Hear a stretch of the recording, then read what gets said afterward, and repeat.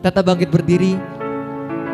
Sama-sama kita mau nyanyikan pujiannya kepada Tuhan. Tiba saatnya kami berkumpul bersatu bagi siap seluruh dan bangsa memuji Dia. Amin, puji Tuhan. Haleluya, puji Tuhan. Sama-sama kita mau nyanyikan pujian kepada Tuhan. Sebab Dialah Allah yang hebat, yang perkasa, yang memberikan kita keselamatan. Tiba saatnya kami berkumpul bersatu dari siap suku dan bangsa, berdiri di hadapan tata anak domba, satu suara menyatakan keselamatan bagi Allah yang duduk dan bertata. Kami naikkan pada anak domba pujian dan kekuatan, hormat dan kekuasaan, kemuliaan bagi Dia selamanya. Kemuliaan bagi Dia. Haleluya, puji Tuhan. Haleluya, puji Tuhan. Sama-sama kita mau katakan tiba. Amin. Sama-sama kita mau katakan tiba saatnya kami berkumpul bersatu. Amin. Dari semua suku dan bangsa, berdiri di hadapan tata anak domba, satu suara menyatakan keselamatan bagi Allah yang duduk dan bertata. Kami naikkan pada anak domba pujian dan kekuatan, hormat dan kekuasaan, kemuliaan bagi Dia selamanya. Keselamatan bagi Allah yang duduk dan bertata. Kami naikkan pada anak domba pujian dan kekuatan, hormat dan kekuasaan, kemuliaan bagi Dia selamanya. Sama kita mengatakan, Kau mengangkatku ke atas gunung batu, Kau beriku kemenangan. Kau mengangkatku ke atas gunung batu, Kau beriku kemenangan. Kau kekuatanku, menopang hidupku, panji keselamatan. Kau buktikan kasih setiamu, benteng hidupku. Tak akan ku ragu, sebab ku tahu Engkau besertaku. Yesus, jaminan hidupku. Kau mengangkatku janji keselamatan. Kau buktikan kasih setiamu, benteng hidupku. Tak akan ku ragu, sebab ku tahu Engkau besertaku. Yesus, jaminan hidupku. Sama-sama kita katakan, sungguh besar Kau Tuhanku, Engkau perisai hidupku. Ku berdiri dengan iman dalam Yesus Tuhan. Kau yang memberi kemenangan, ku bersorak merayakan. Terpujilah Engkau Raja, Kaulah Raja. Sungguh besar Kau Tuhanku, Engkau perisai hidupku. Ku berdiri dengan iman dalam Yesus Tuhan. Kau yang memberi kemenangan, ku bersorak merayakan. Terpujilah Engkau Raja segala raja. Sungguh besar Kau Tuhanku, Engkau perisai hidupku. Ku berdiri dengan iman dalam Yesus Tuhan. Kau yang memberi kemenangan, ku bersorak merayakan. Terpujilah Kau Raja segala raja. Terpujilah Kau Raja segala raja. Terpujilah Engkau Raja segala raja. Amin, haleluya, puji Tuhan. Saudara dipersilakan untuk duduk kembali. Sama-sama kita mempersiapkan diri kita untuk mendengarkan isi dari firman Tuhan. Sama-sama kita mau katakan bahwa Dia adalah Allah yang tetap setia dalam setiap kehidupan kita. Amin. Dia adalah Allah yang hebat. Dia Allah yang menolong kehidupan kita. Sampai detik ini kita masih ada. Itu semua karena pertolongan Dia tuh. Oleh sebab itu kita sama-sama menyembah Dia. Kita mau sama-sama memuji dan meninggikan nama Dia. Sama-sama kita mau katakan pujian kepada Tuhan. Haleluya, puji Tuhan. Kita mau nyatakan pujian kepada Tuhan. Haleluya. Betapa dahsyat Engkau Tuhan, Pencipta segala yang ada. Dulu, sekarang, sampai selamanya. Hanya Kaulah, hanya Engkau Tuhan. Tak terselami pikiranmu, tak terukur panjang setiamu. Amin. Dulu, sekarang, sampai selamanya. Hanya Engkau Tuhan. Sama-sama kita katakan, ku sembah Engkau Yesus. Hanya Engkau Allah di hidupku, Allah di hidupku. Tiada yang lain, tiada yang lain. Hanya Engkau, hanya Engkau Tuhan. Samanya Kau tetap Allah, walau dunia semua. Amin.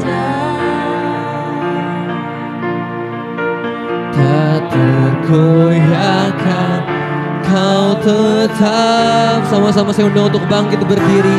Kita nyanyikan pujian kepada Tuhan. Betapa dahsyat, betapa dahsyat Engkau Tuhan. Dia adalah pencipta, Dia adalah Allah yang hebat. Kau yang ada dari dulu, sekarang, sampai selamanya. Dia adalah Allah yang tetap setia dalam kehidupan kita.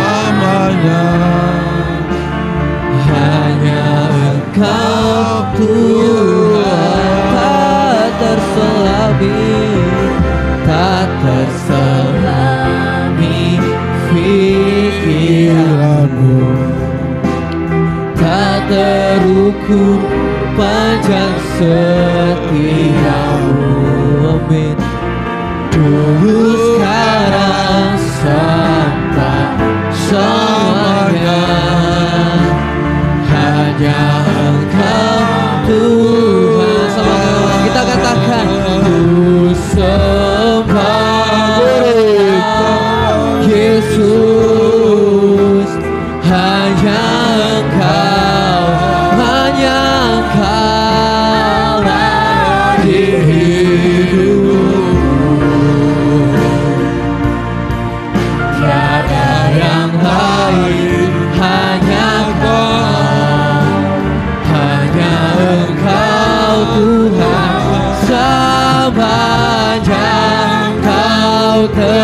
tetap Allah. Walau dunia semua bergoncang, tak tergoyahkan, Kau tetap Allah. Dengan kesungguhan hati kita kepada Tuhan, sama-sama kita mau naikkan pujian kepada Tuhan. Betapa dahsyat Engkau Tuhan. Kita mau katakan,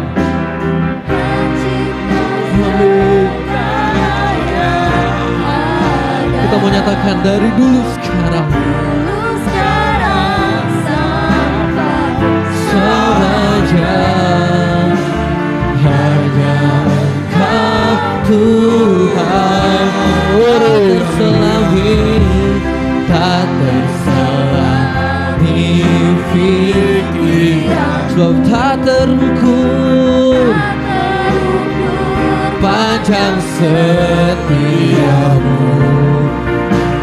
dulu sekarang sampai sepanjang. Kita mau katakan, ya Engkau Tuhan, Engkau ku sembah, Engkau Yesus, hanya Engkau Allah, Allah di hidupku, sebab tiada yang lain, tiada yang lain, hanya Engkau Tuhan, sepanjang Kau tetap Allah. Walau dunia semua bergoncang, tak tergoyahkan, Kau tetap Allah. Ku sembah Engkau Yesus, hanya Engkau, sebab hanya Engkau. Oh haleluya, tiada yang lain, hanya Engkau Tuhan, sepanjang Kau tetap Allah. Walau dunia semua bergoncang, tak tergoyahkan, Kau tetap. Sama-sama kita mau sembah Tuhan. Haleluya, haleluya. Kami mau sembah Engkau. Haleluya, puji Tuhan, Kau Allah yang hebat. Haleluya, kami mau memuji-Mu Tuhan. Terima kasih Tuhan, kami bersyukur, kami berterima kasih, sebab Engkau Allah yang hebat. Haleluya, haleluya, kemuliaan bagi-Mu Tuhan. Haleluya, kita mau sembah Tuhan, kita mau tinggikan namanya, kita mau buka mulut kita untuk menyembah Tuhan. Haleluya, haleluya, haleluya. Puji Tuhan, puji Tuhan, ku bersyukur padamu Tuhan. Kau Allah yang hebat, Kau Allah yang hebat. Terpujilah Engkau, terpujilah Engkau. Kita mau sembah, kita mau puji-Mu Tuhan. Sebab Engkau Allah yang hebat, Allah yang ajaib. Haleluya.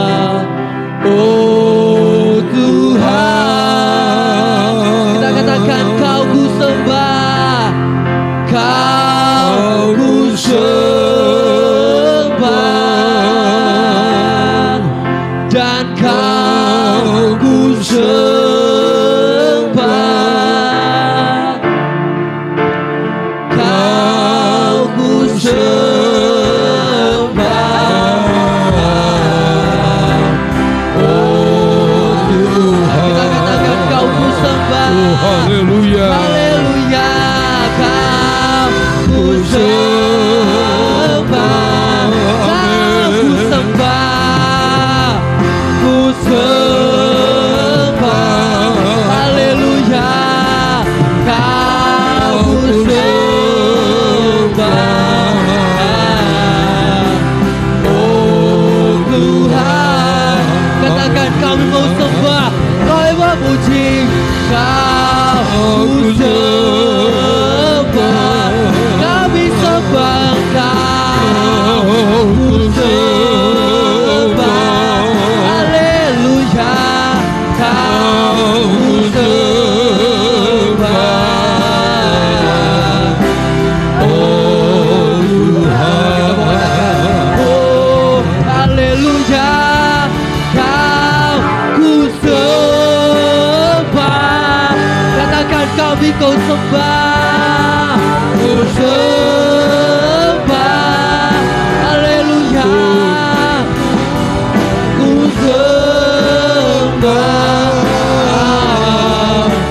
Oh Tuhan, katakan kau ku sembah, kau ku sembah.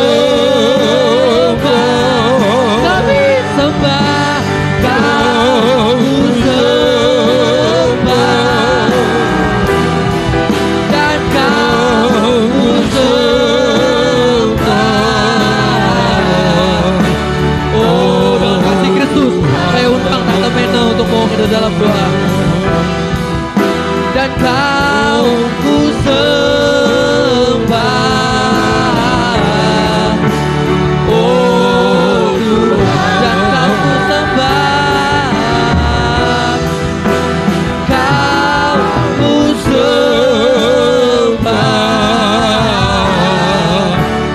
Oh Tuhan, kita memberikan kemuliaan kita kepada Tuhan.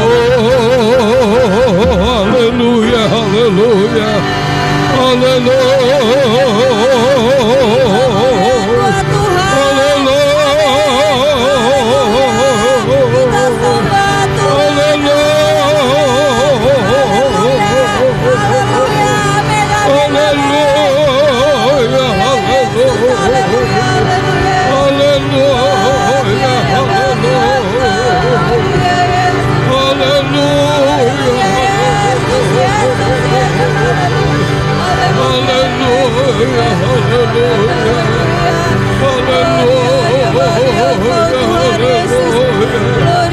Glory hanya bagi Engkau, Allah yang baik, Allah yang luar biasa ya Tuhan. Kami boleh merasakan jamaah Tuhan ada di tengah-tengah ibadah kami. Kami boleh merasakan hadirat-Mu ada di tengah-tengah kami ya Tuhan. Kami bersyukur pada pagi hari ini kami boleh ada di rumah-Mu. Kami datang untuk memuji dan memuliakan-Mu ya Tuhan. Kami percaya setiap pujian penyembahan kami boleh naik di hadirat-Mu ya Tuhan. Boleh menyenangkan hati Engkau ya Tuhan. Karena hanya itulah yang bisa kami persembahkan kepada Engkau ya Tuhan. Kami mau menjadi penyembah-penyembah-Mu ya Bapa. Kami mengembalikan segala kebaikan kemurahan Tuhan dalam kehidupan kami ya Bapa. Sungguh Engkau baik, sangat baik bagi kami ya Tuhan. Kami bangga memiliki Allah yang seperti Engkau. Engkau tetap setia mengasihi kami ya Tuhan. Pemeliharaan Tuhan luar biasa dalam kehidupan kami. Terima kasih banyak Tuhan Yesus, terima kasih. Biarlah pujian penyembahan kami boleh menyenangkan Engkau ya Tuhan. Amin. Haleluya. Dan sebentar kami mau mendengarkan sebagian lagi dari firman-Mu. Biar Tuhan memberkati mengurapi hamba-Mu ya Tuhan. Berikan hikmat yang daripada Engkau saja ya Bapa. Biar firman Tuhan yang akan beritakan bagi kami itu tidak lalu begitu saja Tuhan. Tetapi kami mau melakukan firman-Mu ya Tuhan. Biarlah pakailah kami anak-anak-Mu ya Tuhan menjadi pelaku-pelaku berlaku firman-Mu. Kami percaya firman-Mu besar kuasanya. Firman-Mu pelita bagi kami orang-orang yang percaya kepada Engkau. Dan biarlah Kau tanamkan firman-Mu dalam kehidupan kami ya Bapa. Dan kami semua boleh dikuatkan oleh firman-Mu. Iman kami lagi boleh dikuatkan oleh firman-Mu ya Tuhan. Terima kasih banyak Tuhan Yesus. Terima kasih Allah kami yang baik. Bila mana Kau ada kuasa jahat, roh jahat yang akan mengganggu jalannya firman-Mu, kami mau usir, patahkan di dalam nama Yesus. Keluarkan dari tempat ini ya Bapa. Kami siap dengar firman-Mu dalam nama Yesus. Haleluya. Amin.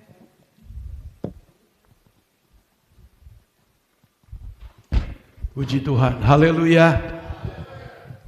Kita sudah memuji, menyembah Dia. Tuhan disenangkan melalui pujian penyembahan kita.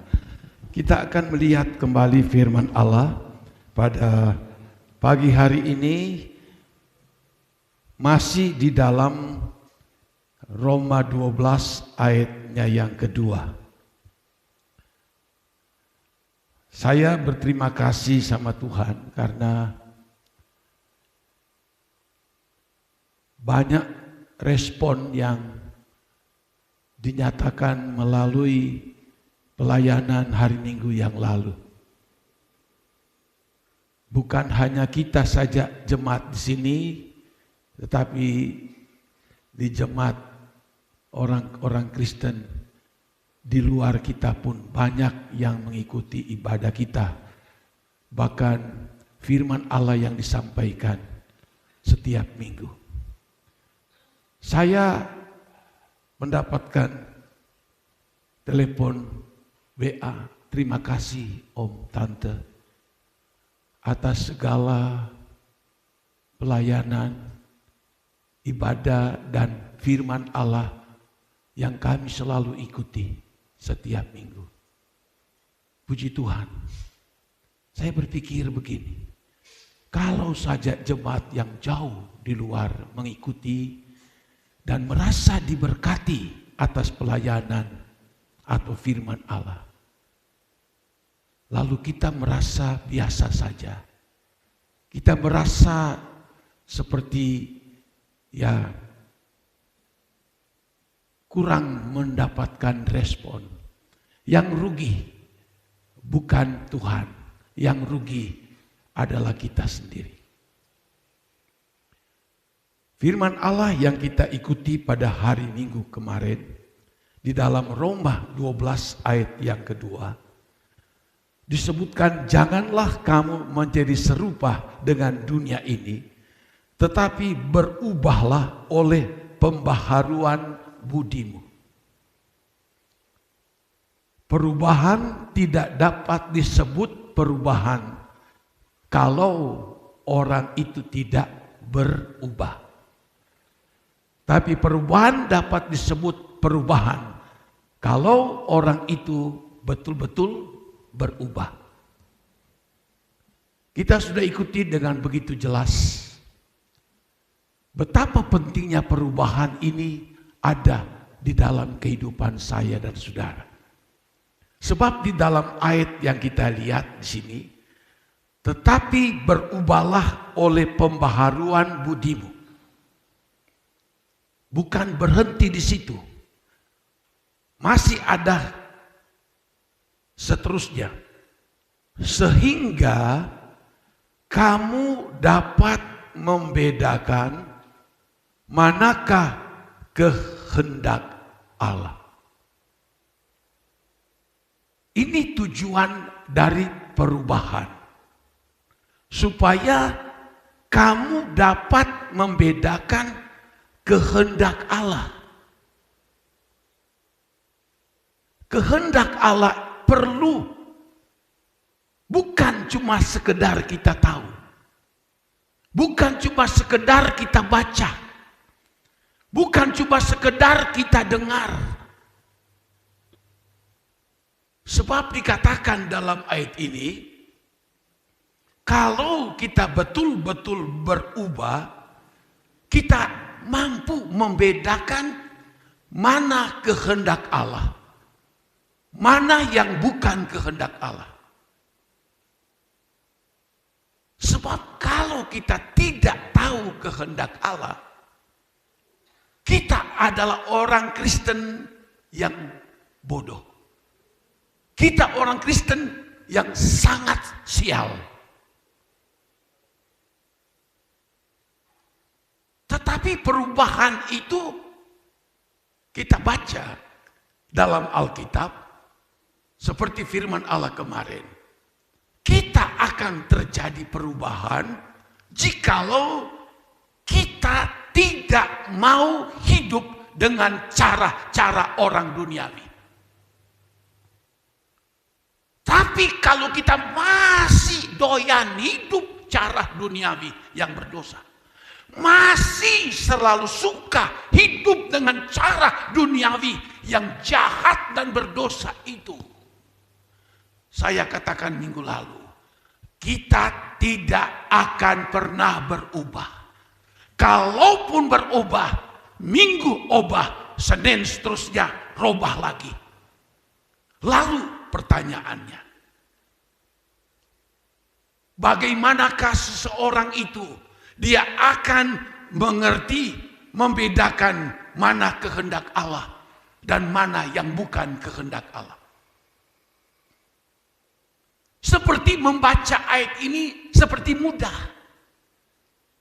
Tetapi di sini kita lihat, jikalau seorang Kristen puluhan tahun sekalipun dia ikut Tuhan, jikalau dia tidak dapat membedakan kehendak Allah dan mana yang bukan kehendak Allah, saya ulangi lagi, dia orang Kristen yang sangat sial dalam kehidupannya. Sebab apa? Sudah ditulis di dalam Alkitab. Matius 7 ayat 21. Bukannya setiap orang yang berseru, Tuhan, Tuhan, yang akan masuk ke dalam surga, tapi hanya mereka yang melakukan kehendak Allah. Kenapa tidak bisa melakukan kehendak Allah? Karena tidak dapat membedakan mana kehendak Allah dan mana yang bukan kehendak Allah. Kenapa tidak bisa membedakan? Karena dia tidak mau berubah. Kenapa dia tidak berubah? Karena dia masih hidup dengan cara-cara duniawi ini. Simple. Tapi kalau kita melakukan, waduh, memang tantangan, pergumulan yang berat. Sedangkan mengerti kehendak Allah dan melakukan kehendak Allah ini, itu adalah satu paket yang tidak harus ada dalam diri kita. Bukan hanya saja mengerti. Ada orang mengerti dengan firman Allah, oh iya, saya paham betul. Tertulis di dalam ayat firman Allah. Cuma mengerti. Tetapi melakukan kehendak Allah itu tunggu dulu. Dia pikir dulu. Ini seringkali jadi masalah. Mengerti saja belumlah cukup. Saya ingat ada ayat di dalam Roma 10. Di situ dikatakan begini. Dalam ayat 1. Dan ayat yang ketiga berkata begini, Roma 10, ini doa Rasul Paulus kepada jemaat. Dikatakan begini, saudara-saudara, keinginan hatiku dan doaku kepada Tuhan ialah supaya mereka diselamatkan. Ini inti penginjilan ini apa?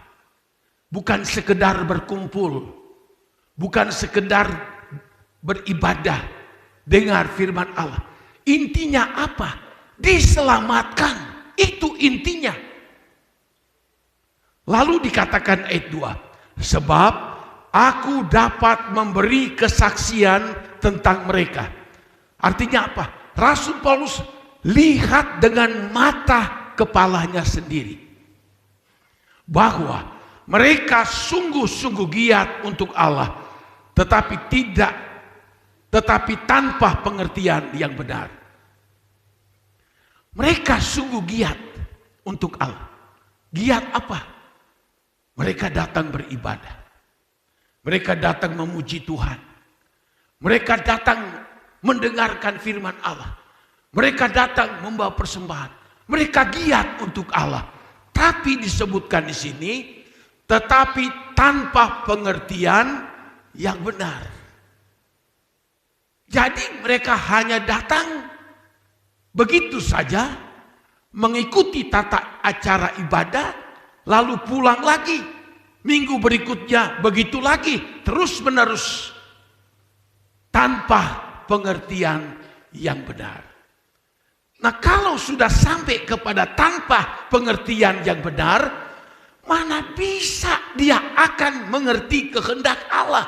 Tidak mungkin. Apalagi melakukan kehendak Allah. Lalu disebutkan begini.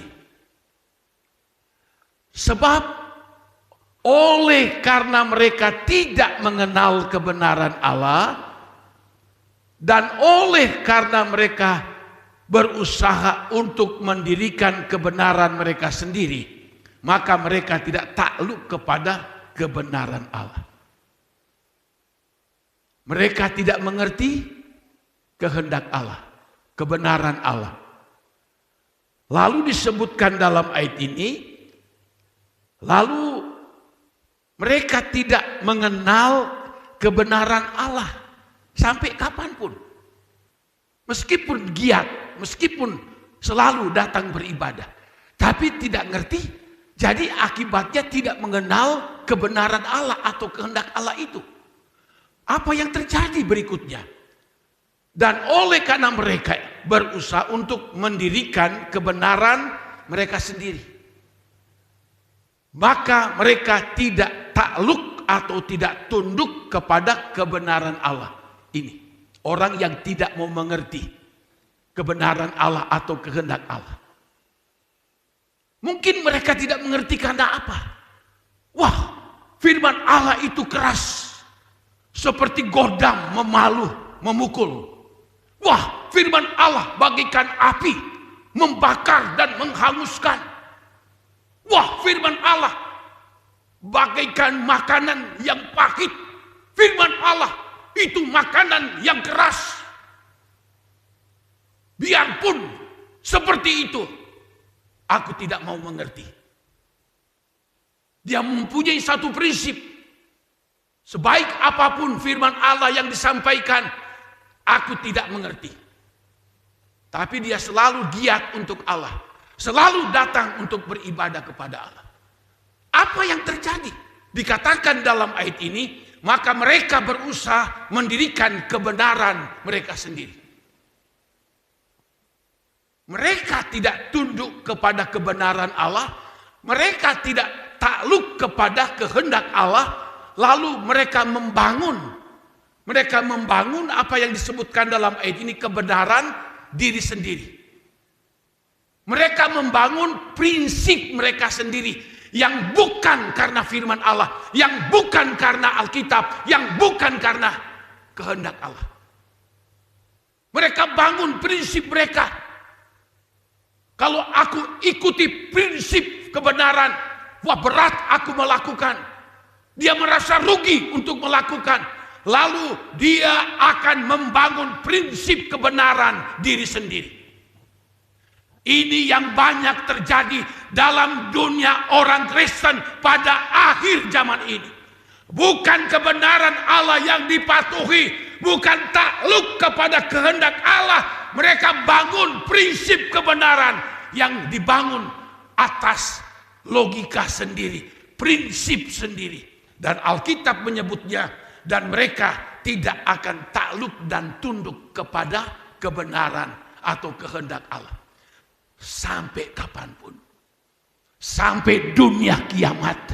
Sampai dia mati sekalipun, dia akan tetap hidup dalam prinsip yang dia bangun itu. Bukan kebenaran Allah, prinsip yang dibangun atas kebenaran diri sendiri. Alkitab memberitahu di dalam kitab Yesaya. Yesaya menyebutnya bahwa kebenaran manusia itu adalah bagaikan kain yang kotor di hadapan Tuhan. Oh, saya benar. Prinsip saya betul. Ini prinsip saya sudah pegang bertahun-tahun. Dan saya jalani, tapi saya tidak apa-apa. Alkitab memberitahu. Supaya jelas saya cari itu Yesaya ya. Yesaya pasalnya yang berapa 60 sekian kalau tidak salah itu. Saya dapati. Yesaya 64 ayat yang ke-6 berkata begini. Demikianlah kami sekalian seperti seorang najis. Dan segala kesalehan kami, terjemahan lain, segala kebenaran kami seperti kain kotor. Kami sekalian menjadi layu seperti daun dan kami lenyap oleh kejahatan kami seperti daun dilenyapkan oleh angin. Ini tragis. Orang yang membangun prinsip kebenaran sendiri tidak akan tunduk kepada kebenaran firman Allah. Alkitab memberitahu kebenaran yang engkau pegang itu adalah bagian seperti kain yang kotor di hadapan Tuhan. Dan dikatakan dalam ayat ini, engkau satu waktu akan menjadi layu seperti daun dan engkau akan lenyap.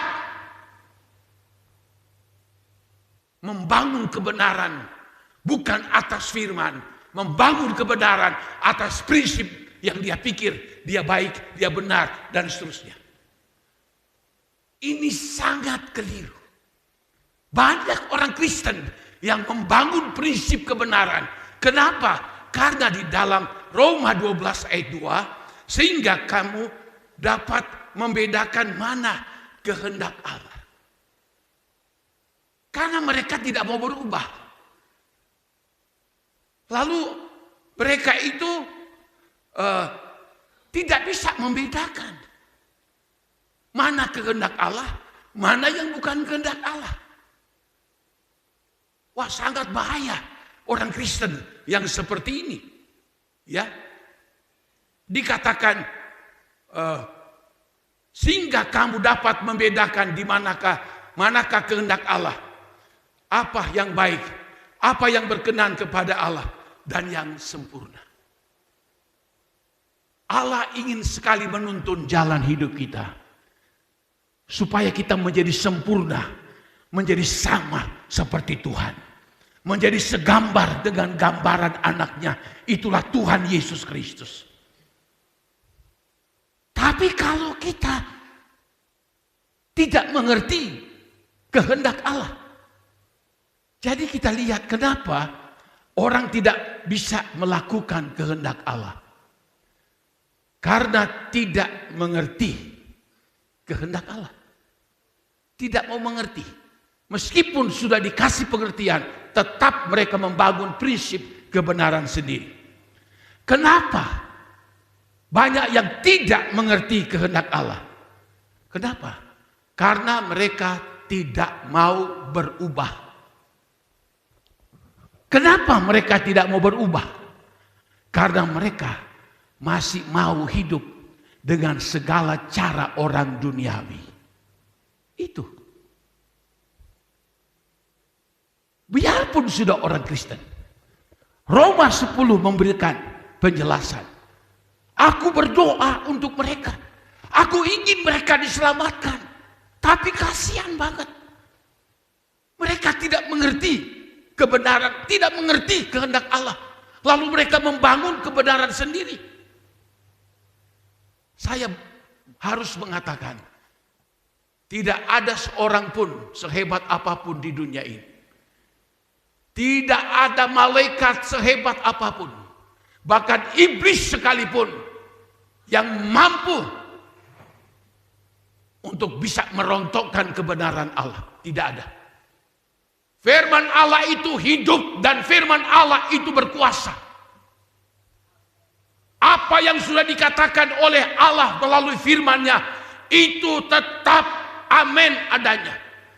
Tuhan Yesus dia pernah berkata, Lebih baik langit dan bumi menjadi lenyap, tidak ada, daripada satu noktah pun dalam Alkitab, satu titik pun dalam Alkitab akan lenyap. Lebih berharga satu kata dalam Alkitab daripada seluruh isi dunia ini. Itu kekuatan firman Allah. Sebab firman Allah itu sendiri. Firman Allah itu hidup dan firman Allah itu berkuasa. Dan kita sudah buktikan bahwa apa yang ditulis dalam Alkitab, semua janji-janji, semua perkataan-perkataan Tuhan dari zaman dulu sampai sekarang digenapi, terus digenapi, terus digenapi. Hanya orang yang membangun kebenaran atas diri sendiri yang tidak mau mengakui kekuatan, kuasa dari kebenaran dari firman Allah. Di dalam kitab Amsal ada ayat berkata begini. Orang yang menganggap enteng firman Allah, mereka akan mendapat celaka. Apa maksudnya? Orang yang menganggap enteng, menganggap remeh, mereka dengar. Mereka sudah tahu itu firman Allah. Mereka sudah tahu itu kehendak Allah. Tapi sengaja. Dan mereka membangun prinsip kebenaran diri sendiri. Yang sudah bertahun-tahun tertanam di dalam hidup mereka.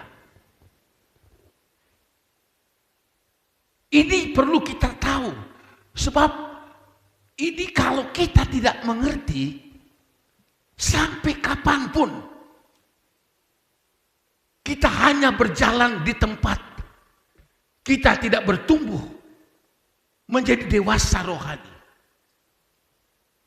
Kita tidak akan sampai kepada tingkat pertumbuhan sesuai dengan kepenuhan Kristus. Menjadi segambar dengan Tuhan. Menjadi sempurna. Sebab Tuhan nanti akan menyempurnakan kita. Tanpa kita memahami ini. Dikatakan di sini. Sehingga kamu dapat membedakan mana kehendak Allah. Orang kalau sudah tidak tahu membedakan kehendak Allah. Saya ingat. Kota Nineve berbuat dosa, kejahatan besar di hadapan Tuhan. Lalu Tuhan utus Yunus pergi memberitahukan firman Allah. Kalau mereka tidak percaya, mereka tidak bertobat, tinggal tunggu 40 hari dari itu, maka kota Nineve akan dibongkar balikan oleh Tuhan dan seluruh penduduk akan binasa semuanya. Apa kata Tuhan kepada Yunus? Aku mengasihi penduduk kota Nineve yang ratusan, 100.000 lebih penduduk yang ada di situ. Yang sudah tidak bisa membedakan tangan kanan dan tangan kiri. Apa maksudnya? Mereka itu penduduk Sodom. Penduduk Nineve. Begitu jahat. Tangan kanan ibaratnya perbuatan baik. Tangan kiri ibaratnya perbuatan jahat. Sudah tidak berlaku. Sudah tidak bisa membedakan mana yang baik, mana yang jahat. Mana yang kudus, mana yang berdosa. Mereka sudah tidak dapat membedakan lagi. Lalu Tuhan murka. Yunus diutus. Tapi apa yang terjadi? Waktu Yunus beritakan firman Allah. Kalau kalian tidak bertobat, datang kepada Tuhan, hidup di dalam kebenaran Alkitab firman Allah, kota dan seluruh isinya akan lenyap, dibinasakan Tuhan. Raja, semua menteri-menteri, sampai kepada seluruh penduduk, sampai kepada binatang, sampai kepada anak-anak bayi, disuruh raja berpuasa. Mereka koyakkan pakaian mereka, mereka berkabung, berdoa, minta ampun, minta ampun, minta ampun. Lalu jatuhlah belas kasihan Tuhan, sehingga pas 40 hari Tuhan tidak jadi membinasakan. Kenapa? Karena mereka bertobat. Mereka berubah dari sifat duniawi, dari sifat dosa, sifat kejahatan. Lalu mereka berubah menjadi orang yang takut Tuhan dan mereka mengikuti kehendak Allah. Kejadian 6. Di situ ditulis manusia dikatakan makin banyak pada waktu itu. Karena umur manusia mencapai 900 tahun lebih. Bayangkan, hidup sekarang manusia 780, itu pun sudah banyak kesukaran penderitaan. Tapi waktu zaman Nuh, mungkin mereka itu panjang umurnya, segalanya sesuatu yang mereka kerjakan baik. Dikatakan mereka berusaha, makan, minum, dan sebagainya. Tapi dosa merajalela. Di situ ditulis. Maka firman Allah berkata, aku menyesal menjadikan manusia itu. Karena dari seluruh kehidupan mereka hanya memikirkan dosa dan kejahatan. Sampai Tuhan katakan, aku menyesal menjadikan manusia itu. Tapi di satu sisi, ada satu keluarga yang hidup benar. Takut sama Tuhan. Tunduk sama kekuasaan Allah. Namanya Nuh. Dia dikatakan dia orang benar. Dia orang yang saleh. Dan dia orang yang bergaul akrab dengan Tuhan. Di situ Tuhan berkata, Nuh, buatlah bahtera. Dan aku akan binasakan seluruh dunia ini. Dan kita sudah tahu ceritanya. Pada waktu bahtera selesai, tidak ada satupun yang bertobat kecuali keluarga Nuh yang 8 orang. Nuh, istrinya, 3 anaknya laki-laki, dan 3 anak mantunya. Waktu air datang, hujan deras begitu hebat, seluruh bumi ditutupi dengan air. Hanya 8 orang yang diselamatkan. Yang tak terhitung jumlahnya manusia pada waktu itu. Semua tewas mati. Termasuk harta benda mereka. Yang mereka kumpulkan beratus-ratus tahun. Habis semuanya. Nyawa pun habis. Hanya 8 orang. Mereka dikatakan orang yang benar, orang yang takut Tuhan, orang yang saleh, orang yang bergaul dengan Allah. Mereka yang tahu kehendak Allah, mengerti kehendak Allah. Hanya mereka yang diselamatkan. Loh, Tuhan kok seperti itu? Iya, karena firman Allah ya dan amin adanya. Tuhan tidak butuh mayoritas orang begitu banyak. Zaman itu mayoritas manusia begitu banyak sekali. Alkitab katakan dalam Kejadian 6. Tapi yang hanya 8 yang diselamatkan. Tuhan tidak melihat mayoritas orang. Tidak. Dalam dunia Kristen pun Allah tidak lihat mayoritas orang Kristen. Diperkirakan orang Kristen di seluruh dunia ada sekitar 2,6 miliar kalau tidak salah 1,7 atau kurang lebih seperti itu. Allah tidak melihat Oh, orang Kristen di dunia ini ada hampir 3 miliar. Sekarang penduduk dunia 8 miliar lebih. Oh, aku sayang mereka. Biarpun mereka berdosa, biarpun mereka berbuat jahat, aku sayang kepada mayoritas ini, hampir 3 miliar ini. Tidak. Zaman Nuh begitu banyak orang. Semuanya tewas, hanya 8 orang yang selamat. Sekali lagi, Tuhan tidak melihat banyaknya orang. Tuhan tidak melihat orang Kristen begitu banyak di muka bumi ini. Tuhan hanya lihat mereka yang takut sama Tuhan. Mereka yang mengerti kehendak Allah. Mereka yang mau melakukan kebenaran Allah. Itu saja. Itu. Tuhan tidak pusing. Oh, cuma 8 terlalu sedikit. Tidak pusing. Mereka tidak mau tunduk sama kebenaran. Mereka tidak tunduk kepada kehendak Allah. Dan Tuhan juga sudah sebutkan. Ada 2 jalan katanya. Ada 1 jalan lebar. 1 jalan sempit. Jalan lebar banyak orang yang masuk. Ujungnya apa? Neraka. Jalan sempit. Orang harus memikul salib. Harus menyangkal diri. Harus sungguh-sungguh. Harus mengerti kehendak Allah. Harus berubah hidup ini. Jangan seperti orang duniawi. Harus mengerti dan melakukan segala kehendak Allah. Hanya sedikit orang yang mau. Tapi justru yang sedikit itulah Tuhan Yesus katakan, masuklah pada pintu yang sempit. Karena dalam pintu yang sempit, jalan yang sempit, itu ada kehidupan yang kekal. Alkitab tidak mungkin salah, tidak mungkin keliru.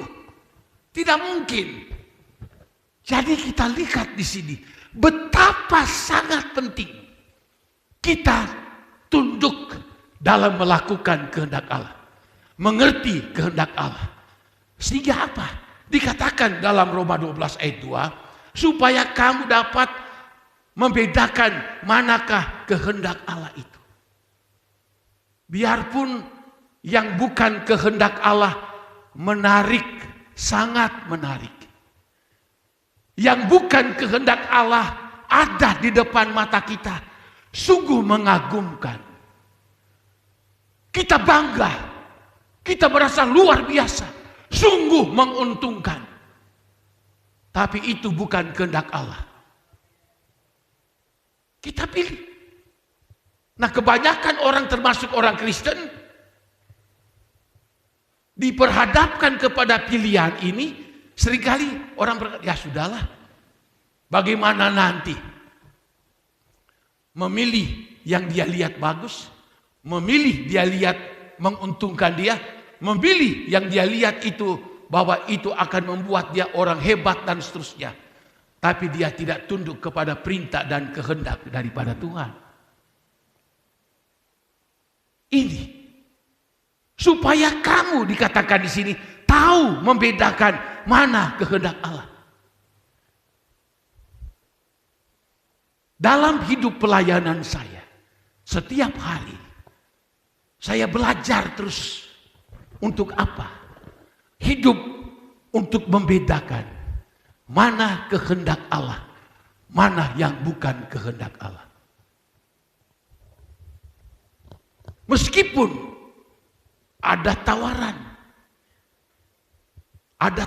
yang baik. Banyak sekali kesaksian, kalau saya ingin bersaksi, banyak sekali. Saya dibawa kepada pilihan. Dan pilihan itu sebetulnya tidak dapat juga disebut, wah itu jahat, itu dosa. Tidak. Tapi pilihan yang dipilih itu soal prioritas. Soal prioritas. Kelihatannya sepele. Kelihatannya tidak apa-apa. Saya pernah 2 kali ditawari untuk khotbah di pengusaha-pengusaha besar di Bandung. Khotbah Natal yang dihadiri kurang lebih 300 pengusaha. 2 kali malah saya tolak. Karena apa?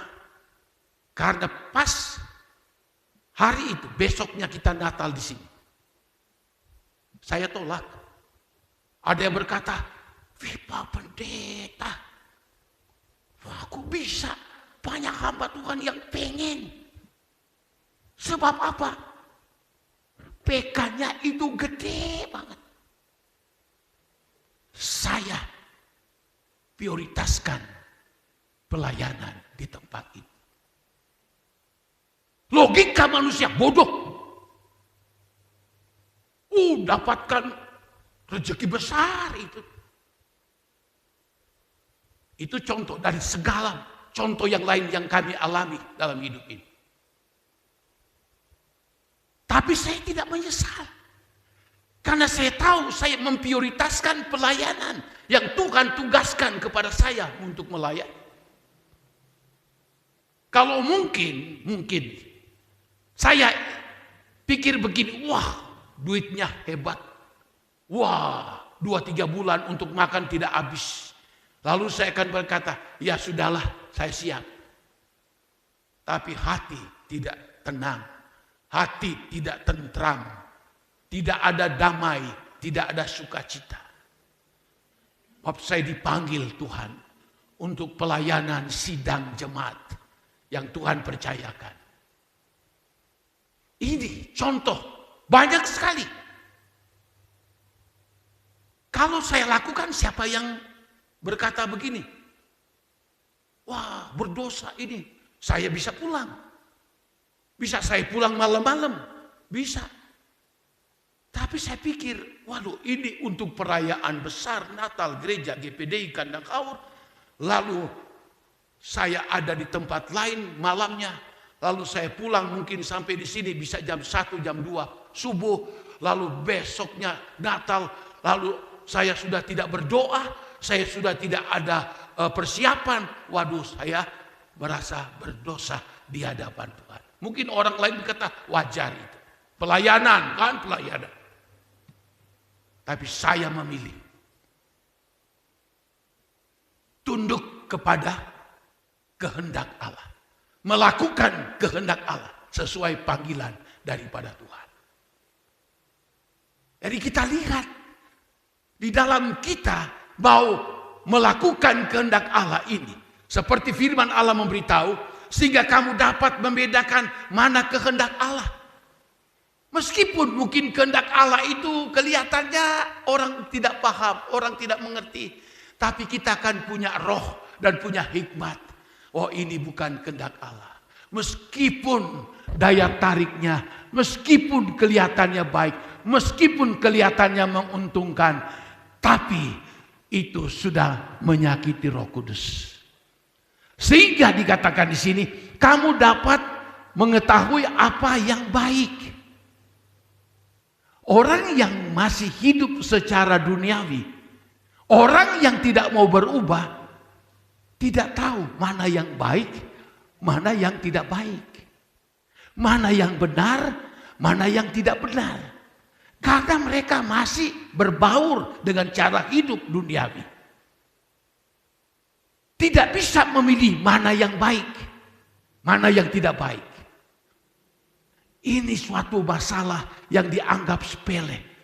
Tapi kalau kita sudah berubah, lalu kita mengerti kehendak Allah, kita tunduk kepada kehendak Allah, kita pun juga akan tahu membedakan mana yang baik, mana yang tidak baik. Lalu dikatakan seperti ini, dan yang berkenan kepada Allah. Kita sudah berubah, kita mengerti akan kehendak daripada Allah, lalu dikatakan kita bisa membedakan mana kehendak Allah dan mana yang bukan kehendak Allah. Lalu kita dapat membedakan apa yang baik dan yang tidak baik. Lalu yang berkenan kepada Allah. Yang berkenan kepada Allah. Kalau kita baca ayat tua, baca begitu saja, kita pikir, oh tidak paham Apa maksudnya? Hidup kita ini Allah ciptakan kita. Dalam Yesaya di situ disebutkan. Allah menciptakan kita untuk kemasyuran, kemuliaan untuk Allah Tuhan kita. Allah jadikan kita umatnya. Allah memilih kita sebagai orang percaya, pewaris kerajaan surga. Tapi tugas kita, bagaimana kita hidup berkenan di hadapan Tuhan. Menyenangkan hati dari Tuhan. Tuhan tidak nuntut kepada kita yang ruwet-ruwet, yang kita tidak mampu untuk melakukan. Tidak. Selain berubah, mengerti kehendak daripada Allah. Lalu kita bisa tahu membedakan mana yang baik, mana yang tidak baik. Lalu apa? Untuk apa? Hidup berkenan kepada Tuhan. Semuanya di atas itu punya indikasi hidup berkenan sama Tuhan. Hidup menyenangkan hati dari Tuhan. Tuhan kasih kesempatan kita hidup di dunia ini tidak panjang. Sudah hebat 70-80 tahun. Lalu mungkin sejak lahir sampai puluhan tahun kita masih jatuh bangun di dalam dosa. Kita masih jatuh bangun dalam dosa. Kita masih belum berubah. Kita masih hidup dengan cara duniawi. Mungkin dalam perjalanan hidup kita lalu mungkin sudah berapa puluh tahun, sudah dewasa barangkali. Lalu kita sadar, oh saya harus berubah. Oh saya harus mengerti kehendak Allah. Oh saya harus mengenal, melakukan kehendak Allah. Saya harus tahu membedakan mana yang baik, mana yang tidak baik. Itu pun juga mungkin belum begitu lama selama kita hidup. Andai kata mungkin 30-40 tahun. Kita sadar, kita berubah seperti yang dikatakan dalam ayat 2. Lalu hidup seterusnya sampai 7-80. Itu waktu yang pendek, tidak panjang. Dibandingkan dengan apa? Ada dua kekekalan yang menanti kita. Pertama, hidup kekal selamanya di dalam sorga. Yang kedua, hidup kekal di dalam api neraka. Kita pilih hidup yang pendek ini. Lalu kita sia-siakan untuk mengikuti keinginan kita. Untuk menyenangkan pribadi kita. Menyenangkan orang lain. Hidup hanya untuk menyenangkan diri sendiri dalam hidup ini. Sulit untuk hidup menyenangkan hati daripada Tuhan. Sulit untuk hidup berkenan sama Tuhan. Padahal hidup ini pendek, tidak panjang. Bisa kita bayangkan, pada waktu ajal datang menimpa kita, lalu hidup kita belum berubah. Hidup kita tidak mengerti kehendak Allah, tidak melakukan kehendak Allah, tidak dapat membedakan mana yang baik, mana yang benar. Lalu tidak dapat menyenangkan hati Tuhan. Celaka. Kita tidak bisa berkata begini, saya nanti mati masuk surga atau neraka. Neraka pasti. Wah, saya orang Kristen. Saya suka ke gereja. Tidak jaminan. Ayat 2 ini baca berulang-ulang kali di rumah. Dan saya lebih memperjelaskan lagi. Allah tidak butuh yang kita tidak bisa lakukan. Allah ingin menjadikan kita umat pilihannya.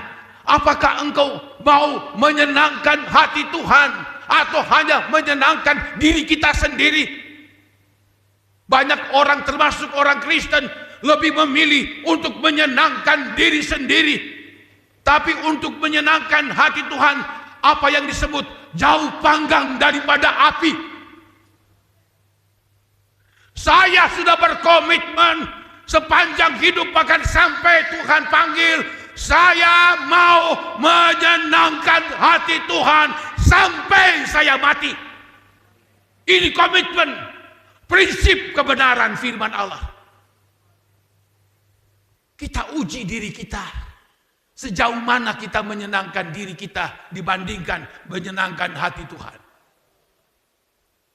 Kita uji diri kita, sebanyak apa kita menyenangkan diri kita, menyenangkan orang lain, menyenangkan yang di sekitar kita, daripada menyenangkan hati dari Tuhan. Sementara firman Allah disampaikan, ada Roh Kudus di sini. Dia akan datang menjamah kita. Dia membuka tabir hati kita yang paling dalam. Dan dia tahu persis kalau kita masih terlalu ego, kita lebih banyak menyenangkan diri kita sendiri daripada mau menyenangkan hati daripada Tuhan.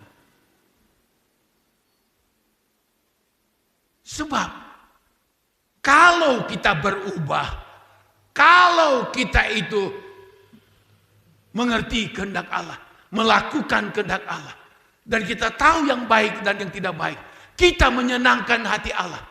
Hidup kita ini, saudara, meskipun masih di dunia, maka kita ini akan dituntun oleh Roh Kudus untuk menjadi sama dengan Dia, menjadi sempurna sama seperti ini. Jangan mengharapkan kesempurnaan. Jangan mengharapkan nanti waktu sangkakala alat berbunyi, lalu orang yang sudah mati dibangkitkan. Mati dalam Tuhan. Lalu saya yang hidup diobakan, lalu berjumpa dengan Tuhan di awan-awan. Jangan mengharapkan itu. Kalau tidak berubah, tidak mengerti kehendak Allah, tidak membedakan mana yang baik, mana yang tidak baik, tidak hidup menyenangkan hati dari Tuhan. Ada ajaran-ajaran sekarang, sepertinya orang ke surga, orang masuk surga atau mendapat tempat yang indah dari Tuhan. Pokoknya kamu ke gereja, pokoknya kamu berbakti, memuji Tuhan, ini itu, dan pasti kamu selamat. Tidak. Saya sudah belajar firman Allah 50 tahun lebih. Dan tidak gampang. Kita harus berjuang.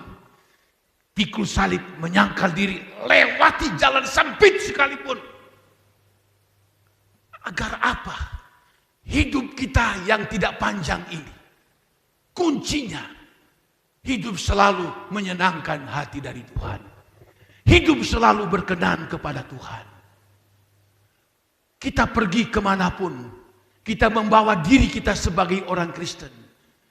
Di tempat apapun itu, kita selalu tampil sebagai seorang yang mau hidup menyenangkan hati Tuhan. Di tempat itu, mungkin di sekitar orang itu, hidup mereka tidak menyenangkan Tuhan. Hidup mereka menyenangkan diri sendiri. Kita lihat dan kita bisa bedakan. Kita selalu tampil untuk hidup menyenangkan hati daripada Tuhan. Kalau kita hidup menyenangkan hati Tuhan, contoh saja, kalau seorang suami berubah, tahu bedakan mana yang baik, mana yang tidak baik, lalu dia hidup menyenangkan istri, wah istrinya pasti bangga. Begitu juga sebaliknya, seorang istri, lalu dia lihat, seorang suami lihat istrinya, aduh berubah. Dia mengerti kehendak Allah, dia melakukan kehendak Allah, dia tahu mana yang baik, mana yang tidak baik, dia hidup menyenangkan. Waduh, suaminya bangga melihat istrinya. Orang tua juga melihat anak seperti itu. Waduh, anak saya berubah. Dia tahu memilih yang baik, mana yang tidak baik. Dia hidup menyenangkan orang tua. Tidak diminta pun orang tua bisa memberikan apa menjadi kebutuhannya. Apalagi Tuhan kita. Kalau kita hidup menyenangkan hati dari Tuhan, kita akan lihat Tuhan tidak tutup mata. Tuhan akan selalu menyertai. Tuhan selalu menolong kita. Sebab Dia lihat kita hidup menyenangkan hati Tuhan. Tidak sebaliknya mengecewakan hati Tuhan. Tidak sebaliknya menyakiti hati Tuhan. Banyak orang Kristen tanpa sadar. Dia tidak berubah. Dia tidak mengerti kehendak Allah. Jalan hidupnya menyakiti hati Tuhan. Dia mendukakan Tuhan. Tidak hidup menyenangkan hati Tuhan. Padahal Tuhan melihat dari sorga setiap perbuatan-perbuatan yang kita lakukan. Ada malaikat yang menulis setiap perbuatan-perbuatan baik yang kita lakukan. Apalagi hidup menyenangkan Tuhan. Tuhan katakan, catat, ini bapak ini ibu ini. Dia menyenangkan hatiku. Oh, segala keluarganya menyenangkan hatiku. Luar biasa, saudara. Hidup ini damai di dunia. Terlebih nanti kita ada di dalam kerajaan sorga yang kekal sampai selama-lamanya. Amin. Sampai kita sempurna, disempurnakan oleh Tuhan. Kita ada hidup dalam kekekalan, bukan di neraka, hidup kekekalan bersama dengan Tuhan di dalam kerajaan sorga sampai selamanya. Tuhan memberkati. Kita masuk di dalam doa. Haleluya. Danau siap dibentuk bila hidupku di tanganmu, untuk kas turun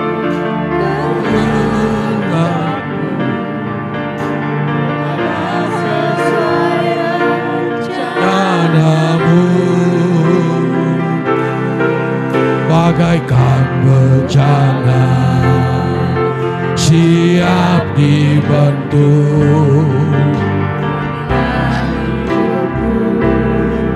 di tanganmu, urapan kuasa rohmu ku dibaharui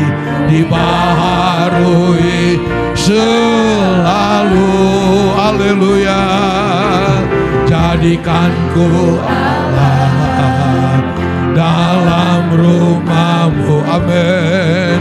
Inilah hidupku di tanganmu, bentuklah turun kehendakmu, pakailah sesuai rencana.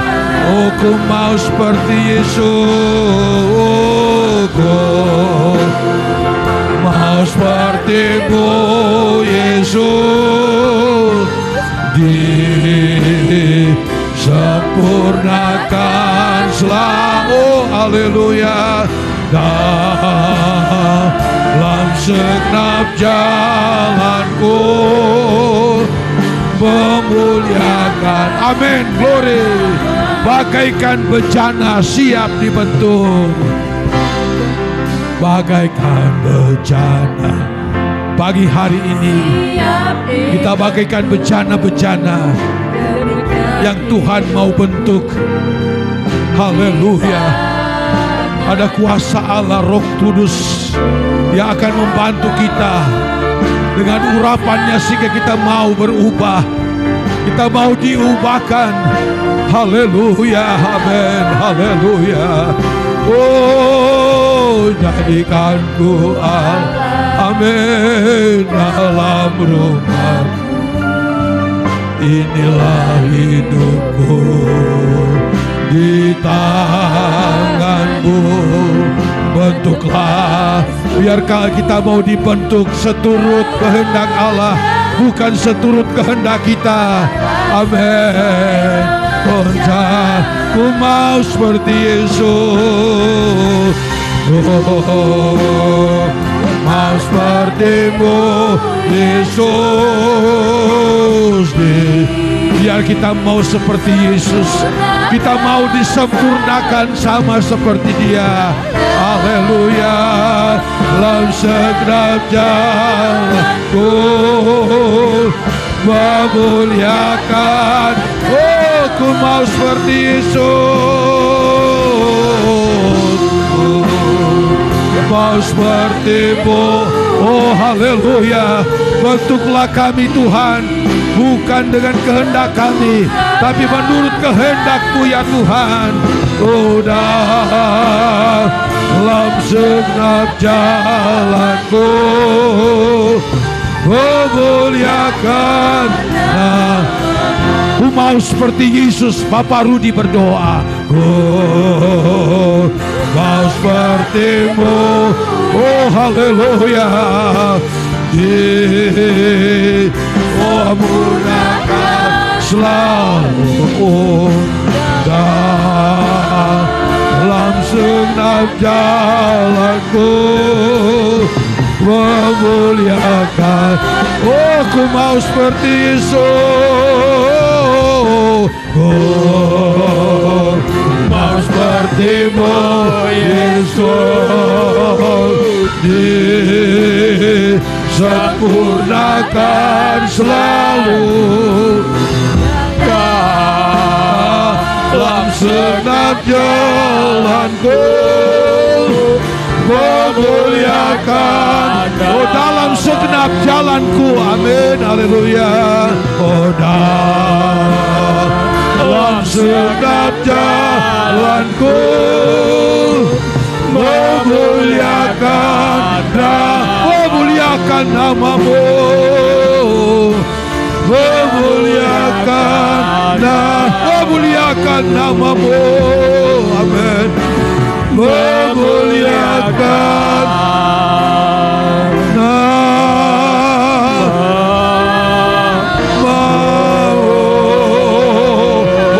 Haleluya. Haleluya.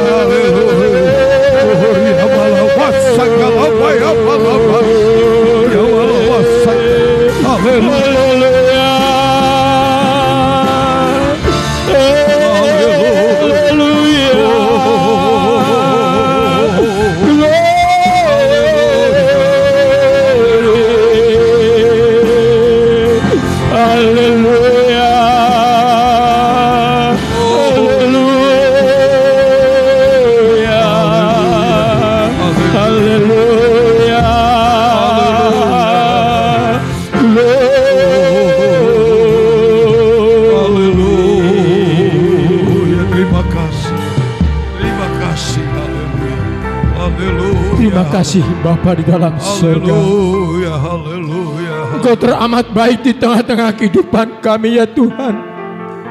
Sungguh Engkau luar biasa di dalam kehidupan kami ya Bapa.